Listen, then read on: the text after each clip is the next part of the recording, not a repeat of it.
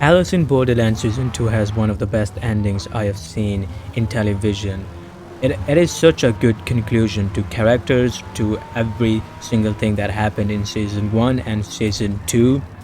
And it's always been one of my favorite shows, and I've been super excited for Season 3. And I just watched it, and I have to say, it is a super big disappointment. Like, don't get me wrong, I don't think everything about this season is bad, but it's definitely a big disappointment to anyone who has seen Season 1 and Season 2. So let's talk about the games. I don't have a big complaint about the games. Like, all of the games were good for what they were. I really enjoyed the game. They were tense. They were good. Like, if you're only gonna watch this season only because of the games, then you're gonna like it. Like, if you don't care about the story or the characters or getting all the answers, like if you don't give a fuck about that, then you're gonna like it. Otherwise, you're not. Let's talk about the story. Now, this is where most of the things just don't fit in for this TV show. They don't show you so many things in this season just for the sake of those things being mysterious, and then you don't know, and then you're kind of hooked in. And that's just fucking stupid. Because this is the last season and everything had to be answered and moved on like pretty much straight away. Like, for example, they don't show you how Ryuji gets Usagi to go back with him. Like, they do tell you that he manipulates her, but how? Like, what does he say to her that makes Usagi go back to the Borderlands? Like, they never show you that or tell you that. And also, why the fuck does Usagi goes back to the Borderlands? Like, sure, in season 1 and season 2, they do show you that Usagi's father's death was something that she carried for a long time. But it was never something like an ongoing trauma that puts her into depression. And even with that, what does one thing has to do with another? Like, what? Exactly what?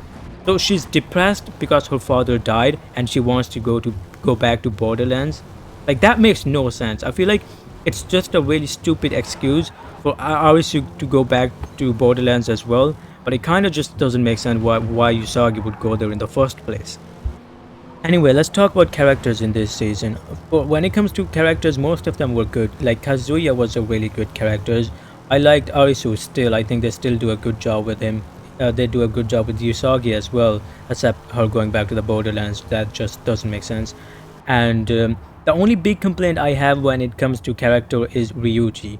Ryuji does nothing in this show except bring Usagi back. Like, I know he can't walk, so he can't do much physically, but his character development is really bad. Like, he develops every 5 minutes and then just to undo that after 5 seconds later. His character development is just the worst I have seen in like any of the seasons so far. Also, one thing is fucking insane in this season is plot armor for Ryuji. Like, listen to this for a second. This guy can't walk, he's on a wheelchair. Somehow, he climbs the fucking tower. Somehow, he swims his way in a fucking tsunami where he gets to. Somehow, he beats lasers that are coming to him in an incredible speed. Like, it is, like, in many games, Usagi does help him, but how the fuck does he not die? Like, how? Who even is this guy? Like, I know his arms are really strong because he can't walk, so he exercises everything with his arm, but he can't do all that. And even at the end when he dies, like, no one cares. I think everyone who has seen this show, no one has any sympathy or anything for him because his character development is just so weird and confusing, so no one cares about him when he dies. But other than Ryuji, I think every other character was good and their development was good. Anyway, let's talk about the ending. Let's talk about the big guy in the room, the ending. So, the Joker was something that was teased a lot. Like before season 3 came out, at the end of season 2, and the whole marketing for season 3 was this Joker. But when Watchmen is about to tell you about the Joker, and you know you're about to find out the biggest plot in this season that was teased so much, so you're sitting there with popcorns and everything, and you know what he says? He says the Joker is not a person or anything. It simply just represents the space or bridge between the real world and the Borderlands. That's it. That's just it. So why would you tease this so much and make this a whole plot about season 3 when it doesn't really matter that much? Like when Ryuji brings Usagi back to the world, that is like a really evil thing. You know, he does something, he literally nearly kills her just so he can see what happens after you die. But that never really, like, they never really show you that in season 3. That just gets moved on straight away. But something that does nothing in the season, which is the Joker, it's teased so much. Like, I really don't understand why they would do this. Also, they teased an American version of Alice in Borderland at the end, just like they did with Squid Game.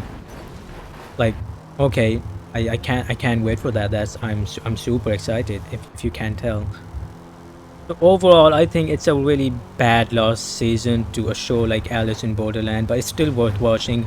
Like the games were good, the characters were good except Ryuji, but the ending is really bad. The ending is really bad. I feel like if there's anyone out there that likes the ending of this, I don't know how. If you've seen the ending of season 2 and how they wrapped everything up, I really don't know how you like the ending of season 3.